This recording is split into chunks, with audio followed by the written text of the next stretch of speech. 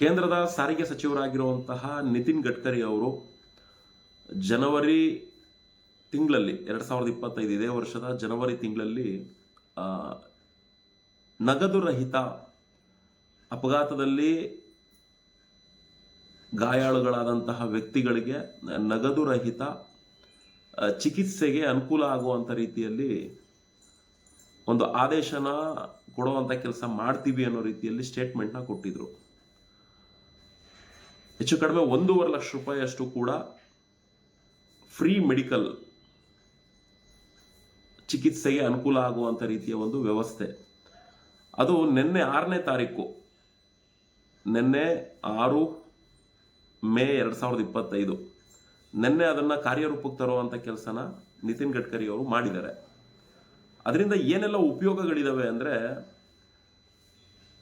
ಯಾವುದೇ ಒಬ್ಬ ವ್ಯಕ್ತಿ ಸುಪ್ರೀಂ ಕೋರ್ಟ್ ನಿರ್ದೇಶನದಂತೆ ಕೇಂದ್ರ ಸರ್ಕಾರ ಈ ಯೋಜನೆಯನ್ನು ಜಾರಿಗೆಗೊಳಿಸಿದೆ. ಕೇಂದ್ರ ಸರ್ಕಾರ ಗುರುತಿಸಿದ ಆಸ್ಪತ್ರೆಗಳಲ್ಲಿ ಗಾಯಾಳುಗಳಿಗೆ ಅಪಘಾತದ ದಿನದಿಂದ 7 ದಿನಗಳವರೆಗೆ 1.5 ಲಕ್ಷದವರೆಗೂ ಅಂದರೆ 1.5 ಲಕ್ಷ ರೂಪಾಯಿವರೆಗೂ ಕೂಡ ಕ್ಯಾಶ್ಲೆಸ್ ಚಿಕಿತ್ಸೆ ನೀಡಲಾಗುವುದು ಅನ್ನೋ ರೀತಿಯ ಒಂದು ಹೇಳಿಕೆ ಇದು. ಅದು ಯಾವ ರೀತಿ ಅಂದರೆ, ನಿನ್ನೆಯಿಂದ ದೇಶದಾದ್ಯಂತ, ನಿನ್ನೆ 6/5/2025 ದೇಶಾದ್ಯಂತ ಈ ಯೋಜನೆ ಜಾರಿಯಾಗಿದೆ ಎಂದು ಕೇಂದ್ರದ ಅಧಿಸೂಚನೆ ಹೊರಡಿಸಿದೆ ಅಂತ ಹೇಳಿ ನಿನ್ನೆ ಇದೊಂದು ಅಧಿಸೂಚನೆ ಆಗಿರುವಂಥದ್ದು. ನೀವೆಲ್ಲ ಗಮನಿಸಿರ್ಬೋದು, ರಸ್ತೆಗಳಲ್ಲಿ ಏನಾದರೂ ಅಪಘಾತಗಳಾದಂಥ ಸಂದರ್ಭದಲ್ಲಿ ಆ ಅಪಘಾತಕ್ಕೊಳಗಾದಂತಹ ವ್ಯಕ್ತಿಗಳು ಯಾರಿರ್ತಾರೆ ಅಂಥವ್ರನ್ನ ಆ ಒಂದು ಅಪಘಾತ ಮಾಡಿದಂತಹ ವಾಹನದ ಚಾಲಕನೋ ಅಥವಾ ಮಾಲೀಕನೋ ಬಿಟ್ಟು ಹೋಗ್ಬಿಡ್ತಾರೆ. ಏನಕ್ಕೆ ಆಕ್ಸಿಡೆಂಟ್ ಆದಮೇಲೆ ಅವ್ರನ್ನ ಕರ್ಕೊಂಡು ಹೋಗಿ ಆಸ್ಪತ್ರೆಗೆ ಬಿಡೋ ಅಂಥದ್ದು ಮತ್ತು ಅವ್ರ ಟ್ರೀಟ್ಮೆಂಟ್ ಕೊಡಿಸುವಂಥದ್ದು, ಇಂಥದ್ದನ್ನೆಲ್ಲ ಮಾಡಿದಾಗ ನಮಗೆ ಓವರ್ ರಿಸ್ಕ್ ಆಗುತ್ತೆ. ಬಿಡು ಅಂತ ಹೇಳಿ ಹಿಟ್ ಆ್ಯಂಡ್ ರನ್ ಮಾಡಿ ಹೋಗ್ಬಿಡೋ ಅಂಥ ಕೆಲಸನೂ ಕೂಡ ಮಾಡ್ತಾರೆ. ಆ ಥರ ಹಿಟ್ ಆ್ಯಂಡ್ ರನ್ ಮಾಡೋ ಅಂಥವ್ರಿಗೂ ಕೂಡ ಶಿಸ್ತಿನ ಕ್ರಮ ಜರುಗಿಸುವಂಥ ಕೆಲಸನೂ ಕೂಡ ಆಗಿದೆ. ಅದೇ ರೀತಿಯಲ್ಲಿ ಅಂಥ ಒಂದು ಸಂದರ್ಭಗಳಲ್ಲಿ ಯಾರು ಆಸ್ಪತ್ರೆಗಳಿಗೆ ಸೇರಿಸೋದಕ್ಕೆ ಹಿಂದೇಟು ಕೂಡ ಆಗ್ತಾರೆ. ಕರ್ಕೊಂಡೋಗಿ ಆಸ್ಪತ್ರೆಗೆ ಸೇರಿಸಿದ್ರೆ ಎಲ್ಲಿ ನಾವು ಕೈಯಿಂದ ಹಣ ಕೊಡಬೇಕಾಗ್ತದೋ ಅನ್ನೋದು ಕೂಡ ಹಿಂದೇಟು ಹಾಕುವಂಥ ಕೆಲಸನೂ ಕೂಡ ಪಬ್ಲಿಕ್ ಮಾಡಿಬಿಡುತ್ತೆ.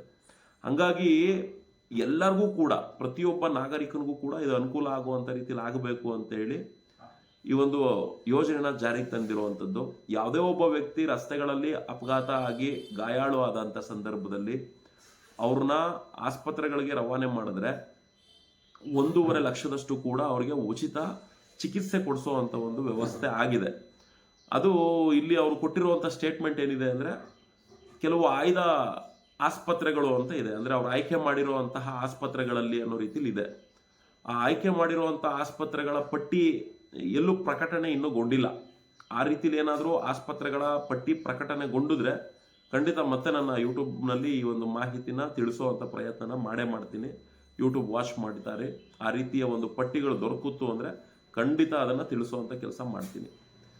ಆ ಒಂದು ಆಸ್ಪತ್ರೆಗಳಲ್ಲಿ ಅವ್ರನ್ನ ಕರ್ಕೊಂಡೋಗಿ ಸೇರ್ಪಡೆ ಮಾಡಿಸಿದಂಥ ಸಂದರ್ಭದಲ್ಲಿ ಯಾರೇ ಆದರೂ ಸರಿ ಸ್ಥಳೀಯ ಪೊಲೀಸ್ ಠಾಣೆಗೆ ಮಾಹಿತಿ ಕೊಡಬೇಕಾಗ್ತದೆ.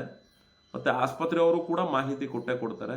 ಇದು ನ್ಯಾಷನಲ್ ಹೈವೇ ಅಥಾರಿಟಿಯವರು ಒಳಗೊಂಡಂತೆ ಈ ಒಂದು ವ್ಯವಸ್ಥೆನ ರೂಪಿಸಿರುವಂಥದ್ದು. ಆಗ ಆ ವ್ಯಕ್ತಿಗೆ ಟ್ರೀಟ್ಮೆಂಟು 1.5 ಲಕ್ಷದವರೆಗೂ ಕೂಡ ಸಿಗುವಂಥ ರೀತಿಯ ಒಂದು ಅನುಕೂಲತೆ ಆಗುವಂಥ ರೀತಿಯಲ್ಲಿ ಈ ವ್ಯವಸ್ಥೆನ ಜಾರಿಗೆ ಮಾಡಿದ್ದೀವಿ ಅಂತ ತಿಳಿಸ್ಕೊಟ್ಟಿದ್ದಾರೆ. ಹಾಗಾಗಿ ಈ ಒಂದು ವಿಷಯ ಪ್ರತಿಯೊಬ್ಬ ನಾಗರಿಕನಿಗೂ ಕೂಡ ಗೊತ್ತಾಗಬೇಕು. ಈ ಒಂದು ಯೋಜನೆ ಏನಿದೆ, ಈ ಯೋಜನೆಗೆ ಏನು ಅದಕ್ಕೆ ಆದ ಒಂದು ಸ್ಮಾರ್ಟ್ ಕಾರ್ಡೋ ಅಥವಾ ಅದಕ್ಕೆ ಆದ ಒಂದು ಅಪ್ಲಿಕೇಶನ್ನೋ, ಅದು ಏನು ಸರ್ಕಾರ ಬಿಡುಗಡೆ ಮಾಡುತ್ತೆ ಅದಕ್ಕೆ ಆದ ಒಂದು ಹೆಸರನ್ನ ಇಟ್ಟು ಅದೊಂದು ಸ್ಮಾರ್ಟ್ ಕಾರ್ಡ್ ಥರ ಮಾಡಿಸ್ಕೊಡ್ಬೇಕು ಅನ್ನೋ ರೀತಿಯಲ್ಲಿ ಏನಾದರೂ ವ್ಯವಸ್ಥೆನ ರೂಪಿಸಿದ್ರೆ ಖಂಡಿತ ನಾನು ಇದೇ ಯೂಟ್ಯೂಬ್ ಚಾನಲ್ ಮುಖಾಂತರ ನಿಮಗೆ ತಿಳಿಸುವಂಥ ಪ್ರಯತ್ನ ಮಾಡ್ತೀನಿ. ಹಾಗಾಗಿ ಇದೊಂದು ಒಳ್ಳೆ ಯೋಜನೆ. ಯಾಕೆಂದರೆ 1.5 ಲಕ್ಷ ಹುಡುಗಾಟದ ಮಾತಲ್ಲ. ನೋಡಿ, ನಿನ್ನೆ ನಮ್ಮ ಸಂಘಟನೆಯಲ್ಲೂ ಕೂಡ ಒಬ್ಬರು ಚಾಲಕರದು ಒಂದು ಆಕ್ಸಿಡೆಂಟ್ ವಿಚಾರ ಬಂತು. ಕಾಲ ಮೇಲೆ ಗಾಡಿ ಅಂದರೆ ಕಾರ್ ಹತ್ತಿಸ್ಬಿಟ್ಟು ಏನೋ ಕಾಲು ಪ್ರಾಬ್ಲಮ್ ಆಗಿದೆ ಅಂತೇಳಿ ಹೆಚ್ಚು ಕಡಿಮೆ ಅವ್ರಿಗೆ ಒಂದು 3.5 ಲಕ್ಷ ರೂಪಾಯಿವರೆಗೂ ಕೂಡ ಖರ್ಚಾಗ್ತಾ ಇದೆ ಅನ್ನೋ ರೀತಿಯಲ್ಲಿ ಏನೋ ಹೇಳಿದ್ರು ಡಾಕ್ಟ್ರು ಅನ್ನೋ ಥರ. ನೋಡಿ, ಅಂಥ ಒಂದು ಸಂದರ್ಭಗಳಲ್ಲಿ ಇರಬೇಕಲ್ಲ ದುಡ್ಡು ಅಷ್ಟೊಂದು. ಆಗ ಖಂಡಿತ ಇಂಥವನ್ನೆಲ್ಲ ಯೂಸ್ ಮಾಡ್ಕೊಳ್ಬೋದು. ಹಾಗಾಗಿ ಇದು ಇಂಥವ್ರಿಗೆ ಅಂತಲೇ ಏನಿಲ್ಲ, ಪ್ರತಿಯೊಬ್ಬ ಭಾರತದ ಪ್ರತಿಯೊಬ್ಬ ಪ್ರಜೆಗೂ ಕೂಡ ಇದು ಅನುಕೂಲ ಆಗುವಂಥ ರೀತಿಯಲ್ಲಿ ಈ ಯೋಜನೆಯನ್ನು ಜಾರಿಗೆ ತಂದಿದ್ದಾರೆ. ಹಾಗಾಗಿ ಇದ್ರ ಬಗ್ಗೆ ಮಾಹಿತಿ ನೀವೆಲ್ಲರೂ ಕೂಡ ತಿಳ್ಕೊಳ್ಳಿ. ಇದು ನಿನ್ನೆ ಜಾರಿಗೊಳಿಸಿರುವಂಥದ್ದು 6 ಮೇ 2025ರಲ್ಲಿ ಜಾರಿಗೊಳಿಸಿರುವಂಥ ಆದೇಶ. ಸಾಧ್ಯ ಆದಷ್ಟು ಇದ್ರ ಬಗ್ಗೆ ಮಾಹಿತಿ ತಿಳ್ಕೊಳ್ಳೋ ಪ್ರಯತ್ನ ಪಡಿ.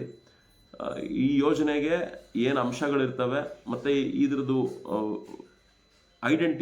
ಇದ್ರದ್ದು ಹೆಂಗೆ ಐಡೆಂಟಿ ನಮಗೆ ಸಿಗುತ್ತೆ ಅನ್ನೋದನ್ನು ಕೂಡ ಸಾಧ್ಯ ಆದಷ್ಟು ಜನ ತಿಳ್ಕೊಳ್ಳೋ ಪ್ರಯತ್ನ ಪಡಿ. ಆ ರೀತಿಲಿ ತಿಳ್ಕೊಂಡ್ರೆ ಖಂಡಿತ ಅದನ್ನು ಮಾಡಿಸ್ಕೊಳ್ಳಿ. ನಮ್ಮ ಗಮನಕ್ಕೂ ಕೂಡ ಬಂದರೆ ಅದನ್ನು ಯಾವ ರೀತಿ ಏನು ಅಂತ ತಿಳಿಸ್ತೀವಿ, ಮತ್ತು ಆಸ್ಪತ್ರೆಗಳ ಪಟ್ಟಿ ಏನಾದರೂ ಬಂದರೂ ಕೂಡ ಖಂಡಿತ ತಿಳಿಸುವಂಥ ಪ್ರಯತ್ನ ಪಡ್ತೀವಿ. ಧನ್ಯವಾದ ಈ ವಿಡಿಯೋ ನೋಡಿದ್ದಕ್ಕಾಗಿ.